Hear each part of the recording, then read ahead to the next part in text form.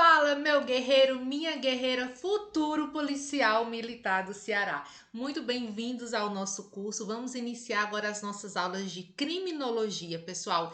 Criminologia é uma matéria muito importante para a sua aprovação. Serão 8 questões só de criminologia e você vai gabaritar essas questões, porque aqui comigo você vai aprender tudo o que precisa para se sair muito bem nessa prova. Então, bora lá, não perder tempo, porque a prova já está aí.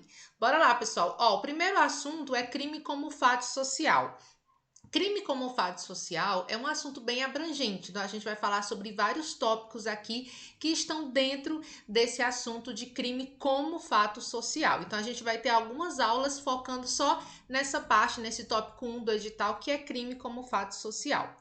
Primeiro, vamos conceituar o que é criminologia, né? Criminologia, ela é diferente do direito penal. Às vezes a pessoa se confunde achando que por ser criminologia tem a ver com crime, então é a mesma coisa que direito penal. Não é, tá? Criminologia é diferente, embora ela esteja ali também relacionada ao crime, mas ela não é a mesma coisa que o direito penal, ela não está incluída no direito penal, ela é uma ciência autônoma, ela existe por si só. E isso costuma cair em prova.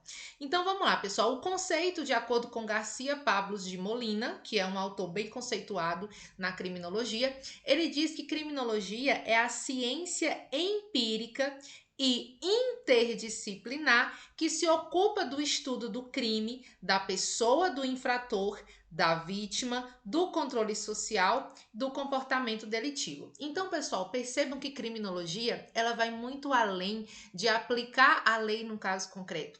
Quando a gente estuda direito penal, processo penal, a gente estuda que a pessoa cometeu um crime, a gente analisa se a conduta dela está descrita em um tipo penal. Se estiver descrita, então a gente aplica aquela lei penal no caso concreto, inicia um processo e a pessoa vai responder por aquele crime, vai ser condenada, vai cumprir sua pena.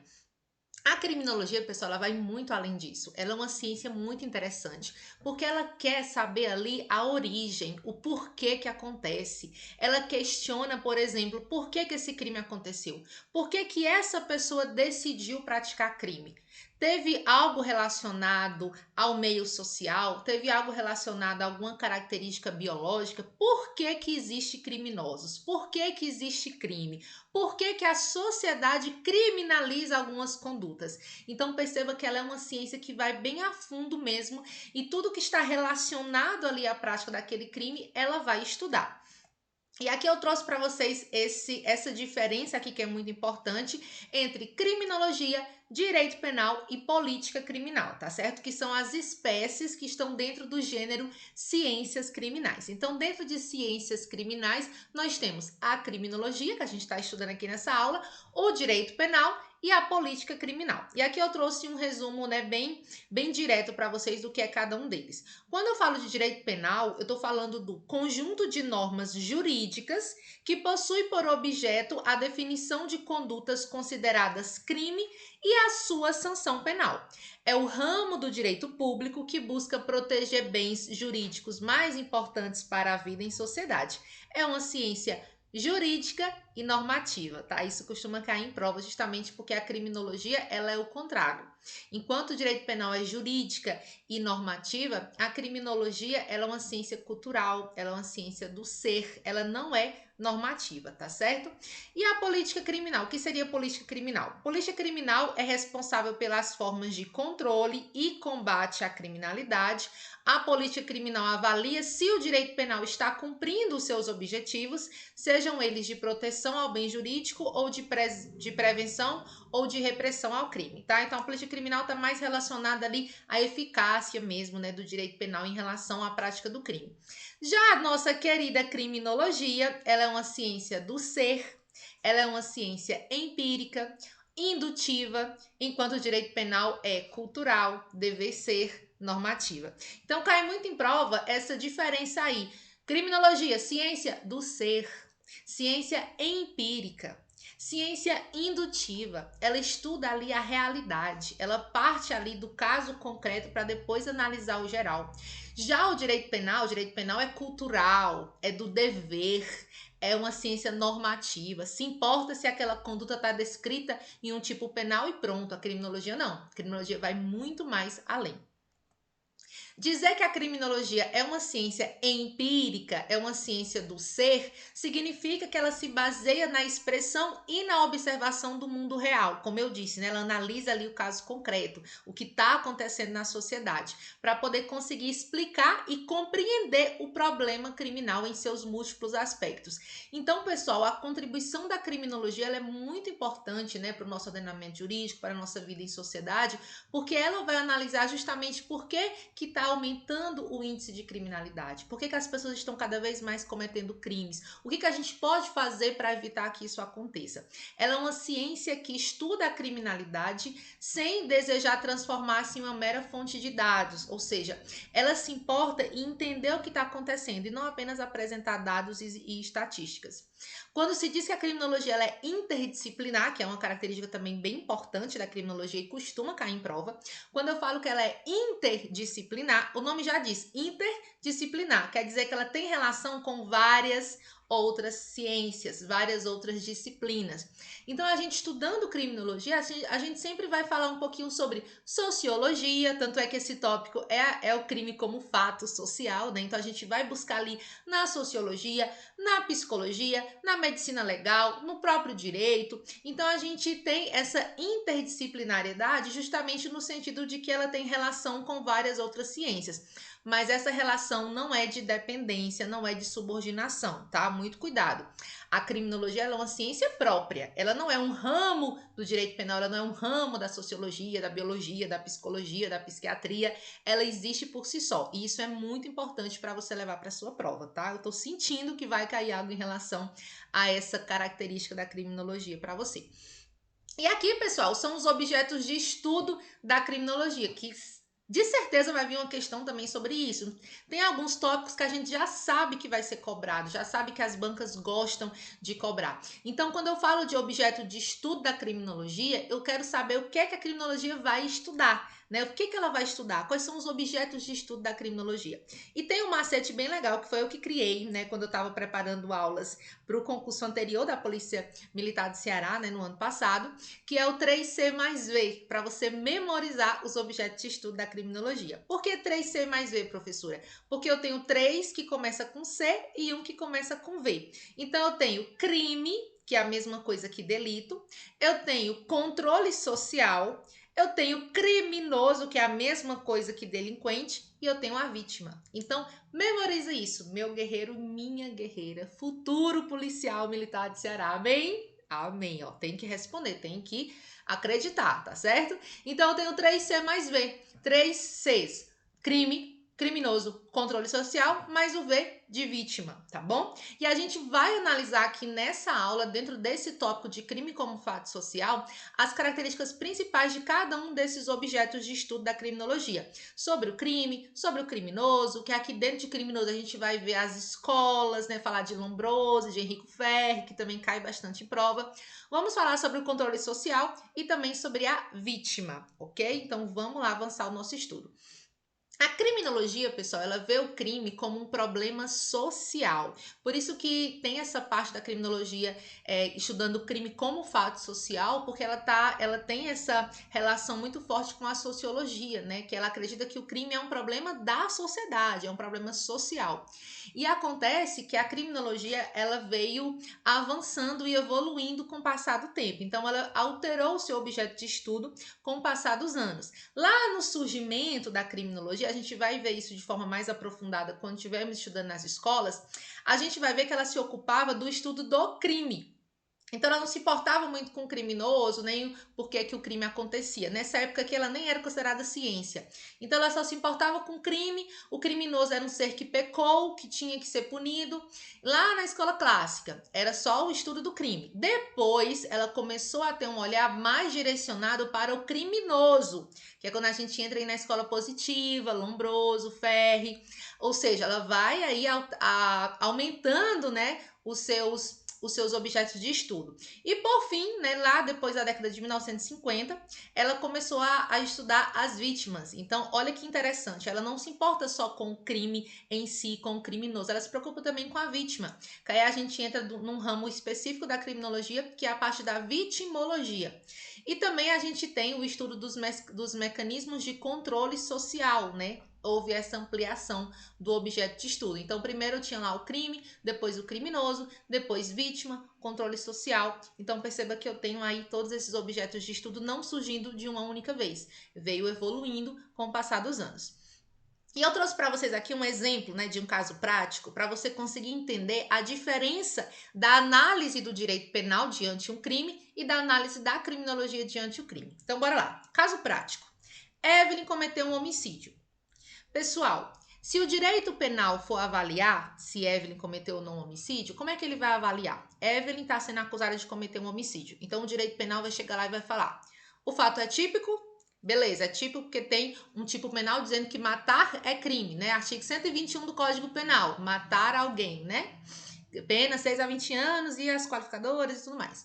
Depois vai analisar, depois da tipicidade, a ilicitude. Evelyn agiu em legítima defesa, em estado de necessidade, exercício regular do direito, instituto cumprimento do dever legal, né? Houve algum excludente de ilicitude? Não. Então, ok.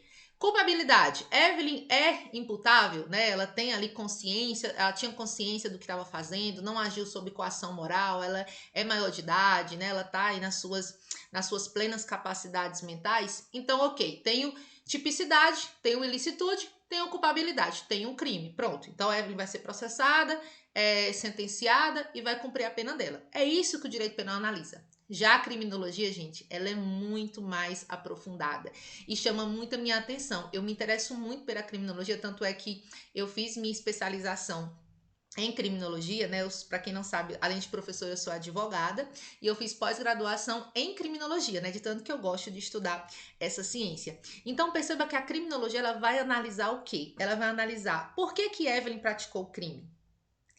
Quais características de Evelyn a tornam mais propensa a decidir pelo crime? Por que o Estado, quando eu falo Estado, eu estou falando do poder público como um todo, muitas vezes não consegue ser eficiente na captura desses criminosos? O Estado, antes de punir Evelyn, ele poderia ter ofertado mais educação, esporte, lazer, cultura? Quais as consequências da pena que pode ser aplicada para Evelyn? Qual o impacto desse crime na vida da vítima? No caso aqui, não vai ter porque foi um homicídio, né? Mas, por exemplo, se for uma tentativa ou outro tipo de crime, vai ser analisado o impacto na vida da vítima, dos seus familiares. Quais os bairros da cidade onde mais se comete esse tipo de crime? Então, deu para captar como a criminologia ela é mais aprofundada, né? Ela se importa mais em analisar tudo que está ali ao redor do crime e não apenas se o fato é típico, ilícito e culpável. É bem interessante, né? E vamos agora analisar cada um dos objetos de estudo da criminologia, tá? Nessa aula nós vamos começar analisando o crime e a vítima, tá? E na próxima aula a gente vai dar continuidade estudando o criminoso e o controle social, ok? Então bora lá. Primeiro, crime, que é a mesma coisa que delito, tá bom? Crime e delito são sinônimos. Muitas são as definições de crime, variando de acordo com cada ciência. Para o direito penal, a gente sabe que crime é toda ação ou omissão típica, ilícita e culpável, o conceito analítico de crime. Já para a criminologia, que é o que nos interessa aqui, crime é um problema social e comunitário. Então, olha que interessante e como existe uma diferença muito expressiva entre o direito penal e a criminologia. Assim, pessoal, para a criminologia, um fato só pode ser considerado crime quando apresentar alguns critérios específicos. Inclusive, já adianto para vocês que pode ter uma conduta que é típica, ilícita e culpável, mas não é considerada crime para a criminologia, embora seja para o direito penal, justamente porque existe essa diferença, são ciências autônomas. Então, professora, se para o direito penal crime é fato típico, ilícito e culpável, o que é que eu vou analisar na criminologia? O que é que eu analiso se eu não analiso a tipicidade, a antijuridicidade, a ilicitude, a culpabilidade? Eu analiso o quê? Então, vamos lá. Na criminologia, a gente analisa primeiro se existe incidência massiva, tá? E é importante você memorizar isso aqui porque pode cair na tua prova. O que é incidência massiva? Quer dizer que não há como se atribuir a condição de crime a um evento isolado, ainda que cause certa abjeção da comunidade, a necessidade que o fato se repita. Ou seja, quer dizer o seguinte, eu não posso considerar crime, fazer uma análise aprofundada do crime se ele só acontece uma vez. Se é uma coisa que acontece de forma isolada, que não se repete. Então, a criminologia, ela analisa ali se aquela conduta tem incidência massiva. Incidência massiva quer dizer ali que ela tem uma certa... Ela se repete, ela acontece várias vezes. Incidência massiva, ou seja, ela tem que se repetir com o tempo. Por exemplo, gente, crime de homicídio. Crime de homicídio é um dos crimes mais antigos que nós temos, né? Se a gente for analisar, os primeiros documentos, né, digamos assim, que fala sobre o crime de homicídio é a Bíblia, né, que fala que Caim matou Abel. Então é o primeiro relato que nós temos de um crime de homicídio. Então ele é muito, muito antigo e ele continua acontecendo diariamente, sempre, em todo lugar. Então perceba que é um crime que se repete. Se é um crime que só acontece uma vez de forma isolada, não é crime para criminologia. Isso é muito importante. Depois eu tenho uma incidência aflitiva. Aflitiva, você lembra, aflição. Então eu sempre dou essa dica para os meus alunos, que quando você for estudar, né, determinada palavra específica que você não tem muito costume, tenta identificar o que ela significa. Aflitiva vem de aflição. Eita, então tem que ter uma incidência aflitiva. Tem que causar o quê? Um sofrimento na vítima. A necessidade de produção de sofrimento ou para a vítima ou para a comunidade como um todo, para a criminologia poder se interessar por essa conduta. Não é razoável que um fato sem qualquer relevância seja punido na esfera criminal. Por exemplo, eu trouxe um exemplo aqui bem interessante, eu não sei nem se vocês conhecem, mas existe essa lei no Brasil que diz o seguinte, ó: punição a todos que utilizam indevidamente a expressão couro sintético. Pessoal, no artigo 1º e 2º da Lei 4.888 de 65, né, tá em vigência, viu? Pode procurar aí. A proibição de utilização da palavra couro para denominar produtos que não sejam obtidos exclusivamente de pele animal. Então percebam que no direito penal existe um crime, pessoal, dizendo que se você usar a expressão couro sintético, por exemplo, essa bolsa é de couro sintético. Na verdade, ela não é de couro, porque não é feita de pele de animal. Ela é de um outro material que as pessoas chamam couro sintético, mas na verdade não é couro. E isso é um crime. É um crime você usar a expressão couro sintético, é crime você usar a expressão couro quando o material não é obtido de pele animal. Então, olha que interessante esse crime, que na verdade não causa nenhum sofrimento para a vítima, que na verdade nem é na prática, né, criminalizado, porque só o que a gente vê é pessoas aí falando couro sintético e ninguém anda sendo preso ou respondendo crime por isso. Mas, enfim, perceba que a criminologia não tá nem aí para isso. A criminologia vai olhar assim, tá bom, beleza, couro sintético, o direito penal fala que é crime, mas que diferença faz na vida das pessoas? Que sofrimento isso causa na vida das pessoas? Eu vou parar para analisar isso? Não, porque não causa incidência aflitiva. Então, veja que interessante. A criminologia ela se preocupa realmente com coisas que são importantes, que movimentam, com fatos sociais, que têm relevância para a sociedade, né, para ser considerado crime. Depois a gente tem o requisito de persistência espaço-temporal. Persistência, persiste, espaço-temporal, no espaço e no tempo. Ou seja, se a conduta não se distribui por nosso território ao longo de um certo tempo, ela não deve ser criminalizada. Então aqui quer dizer o seguinte, que a conduta, para ser criminalizada, ela tem que se distribuir pelo território e por um certo tempo, por um longo tempo. Ou seja, para poder aquilo ser considerado crime para a criminologia, ela não pode acontecer só em determinado local, tem que ter uma distribuição em um território e também não pode ser só naquele tempo específico, né? Tem que ser ao longo de um certo tempo, né? Tem que ser criminalizada por um tempo. Não precisa ser eternamente, porque a gente sabe que tem alguns crimes que com o tempo eles deixam de ser crimes, né? Abolitio criminis, por exemplo. Um exemplo prático é, por exemplo, a traição. A traição, há tempos atrás, ela era considerada crime. Hoje não é mais, continua sendo uma coisa errada, né? Não pode fazer, mas não é mais crime. Então perceba que por um longo tempo foi crime. Então, por aquele longo tempo que foi crime, era sim interessante para a criminologia analisar, mas hoje não é mais. Porém, uma conduta que só é crime naquele tempo específico, pequeno, num curto tempo, a criminologia não vai se preocupar com aquilo.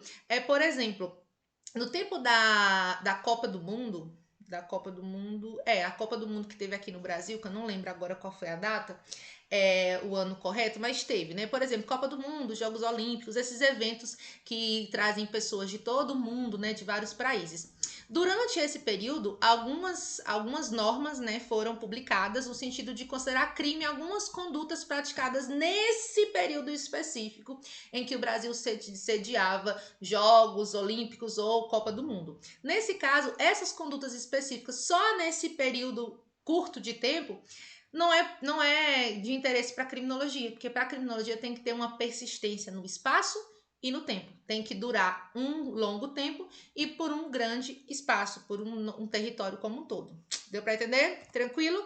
E a gente tem que ter também o inequívoco consenso a respeito da sua etiologia e eficazes técnicas de intervenção. Quer dizer o seguinte, que é necessário que haja um inequívoco consenso da sociedade sobre a razoabilidade de se criminalizar a conduta, ou seja, a sociedade, ou seja, o que interessa também em relação a definir um crime ou não é a opinião da sociedade. Tanto é que alguns crimes deixam de ser crimes por conta justamente da evolução social. Então, algumas condutas não são razoáveis de serem punidas, né? A sociedade não acha que seja razoável. Por exemplo, uso problemático de álcool. É possível qualificar o álcool como uma droga lícita, cujo uso problemático causa enormes transtornos aos dependentes e aos que com ele se relacionam. Então perceba que a sociedade ela tem que entender que aquilo é razoável de ser criminalizado, que não se pode, por exemplo, se resolver de uma outra forma. É isso que a criminologia se importa. Ela realmente analisa todas as facetas do crime, mas essa conduta para ser crime para a criminologia tem que ser algo que realmente faça uma diferença, que mude ali o estado daquela sociedade, que a sociedade reprove, que a sociedade ache razoável criminalizar, que cause aí uma incidência aflitiva, um sofrimento, um prejuízo, diferente do direito penal, né, que não necessariamente vai ter esses requisitos. E por fim, a consciência generalizada sobre a sua negatividade, ou seja, toda a sociedade ela tem que ter consciência de que aquilo é nocivo, que aquilo é ruim. Por exemplo, a sociedade não acha que é nocivo alguém falar couro sintético. A sociedade não está nem aí para isso. Então, nesse caso, a criminologia não vai se importar com isso. Então, ela vai analisar se a sociedade ela tem uma consciência generalizada de que aquilo é ruim. Por exemplo, uma pessoa matar outra é muito ruim. Uma pessoa furtar, roubar é muito ruim. Então, tem essa consciência generalizada de ser algo nocivo, de ser algo ruim para a vida em sociedade. Tranquilo, pessoal? E para finalizar, vamos falar um pouquinho sobre a vítima, tá certo? E na próxima aula, no próximo bloco, a gente analisa o criminoso e o controle social. Pessoal, a vítima, na escola clássica, ela havia uma preocupação apenas com o crime, né? Então, lá na escola clássica, ninguém se importava com a vítima. Na escola positiva, existia uma preocupação com o criminoso, também ninguém se importava com a vítima. Aí, depois é que houve um olhar direcionado para a vítima. Então, naquele período, o direito penal se importava somente com o delito, o criminoso e a pena. Não havia um olhar direcionado para a vítima do crime. E foi através dos estudos de Von Heydt e Benjamin Mendelsohn que começou a se analisar do papel da vítima. Então é muito importante esses dois nomes, pessoal. E as questões de criminologia, elas gostam de falar sobre autores, tá bom? Gostam de falar sobre a pessoa que foi ali, quem idealizou aquilo, quem começou aquilo. Então é importante vocês memorizarem os nomes, tá? Von Heydt, eu não sei falar esse nome direito, mas enfim, memoriza aí a escrita. E Benjamin Mendelsohn, eles foram aí os pais da criminologia, tá? Principalmente Benjamin Mendelsohn, que ele é considerado o pai da criminologia. Como é o nome, meu Deus? Lombroso é considerado o pai da criminologia e Benjamin Mendelsohn é considerado o pai da vitimologia, tá? Cuidado com essa diferença. Quando eu falo de Lombroso, a gente vai estudar sobre ele na próxima aula. Lombroso, ele é o pai da criminologia como um todo. E Benjamin Mendelsohn é o pai da vitimologia, que são os estudos relacionados com a vítima, ok? Tranquilo? Existem algumas diferenças e algumas classificações a respeito dos tipos de vítima. Entretanto, a classificação mais relevante é a desenvolvida por Benjamin Mendelsohn, que ele é o pai da vitimologia, que foi o fundador dos estudos sobre a vítima. A gente tem, pessoal, a vítima inocente, a vítima provocadora, a vítima agressora. Vamos analisar um pouquinho cada uma delas. A vítima inocente é aquela vítima que não concorre com seu comportamento de maneira alguma para a prática da infração. Inocente é aquela pessoa inocente que não teve nada a ver, né, que sofreu um crime ali, ela é totalmente vítima da situação.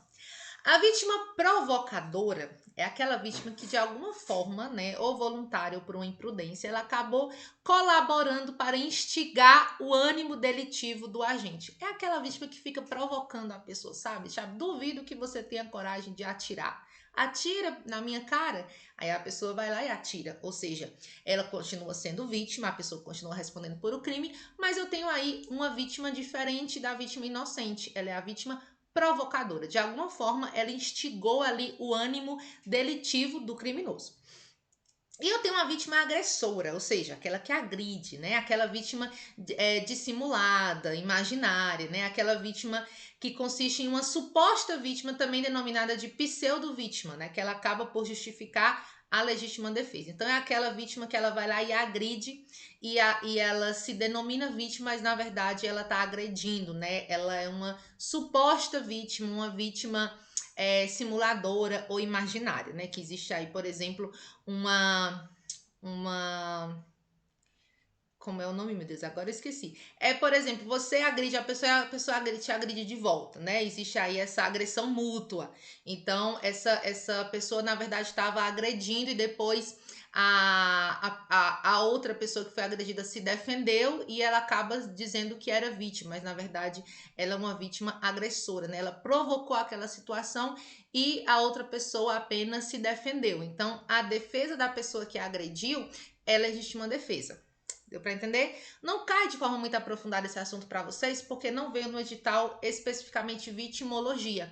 Então a gente vai analisar só o que for de mais importante aqui dentro do conceito de vítima, tá? Mas não vamos aprofundar muito, porque não cai para vocês expressivamente a vitimologia, né? Que é uma ciência bem mais aprofundada. E vamos finalizar aqui com os estágios da vitimização, tá? Isso aqui é importante.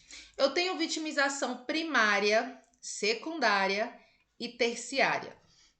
Vitimização primária está relacionada ao indivíduo que é atingido diretamente pela conduta criminosa, ou seja, a vítima primária, né? Inicialmente a vítima propriamente dita. A vitimização secundária é a consequência das relações entre a vítima primária e o Estado, tá? Essa vitimização secundária é bem interessante, que é, por exemplo, o dano que é causado à vítima pelo próprio Estado. Por exemplo, quando ela é submetida ali a um processo as pessoas desrespeitam a vítima. Então, a gente teve até um fato bem interessante, né, há uns 1 ou 2 anos atrás, de uma mulher que foi vítima de um processo de violência sexual e ela foi muito agredida verbalmente, desrespeitada durante a audiência. Então, eu tenho ali uma espécie de vitimização secundária. Além da pessoa ter sido vítima do crime, ela ainda sofre uma vitimização em relação à relação dela com o próprio Estado, né? Que aí o Estado através do juiz, do Ministério Público. E tenho também a terciária, que é aquela que ultrapassa os limites da lei do país, quando a vítima ela é abandonada em certos delitos, tanto pelo Estado como pela sociedade. Relaciona-se essa terceira vitimização com o controle social, ou seja, de que maneira a sociedade julga essa vítima. Acontece muito, principalmente em crimes de violência sexual, que acaba que a sociedade meio que põe a culpa na vítima, né? Que é um absurdo, mas infelizmente a gente tem muito ainda.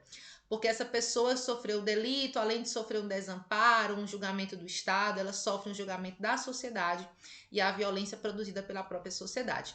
Então, vitimização primária é a pessoa que é a vítima do crime. A secundária, quando ela passa por mais uma situação em que ela é vítima do Estado, por exemplo, desrespeitada durante o processo, e a terciária, quando ela é vítima da própria sociedade, né? Além dela sofrer ali o crime, dela ser vítima do crime, ela sofre um grande preconceito vindo da própria sociedade. Finalizamos, meus guerreiros. Espero muito que vocês tenham gostado dessa nossa primeira aula, desse nosso primeiro contato com criminologia. Como eu sempre digo para vocês, hoje concurseiro, amanhã policial, tá pertinho de vocês serem policiais. Lembra de me seguir no Instagram, fala comigo qualquer dúvida, tá? Estou à disposição de vocês. Um beijo no coração e fiquem com Deus.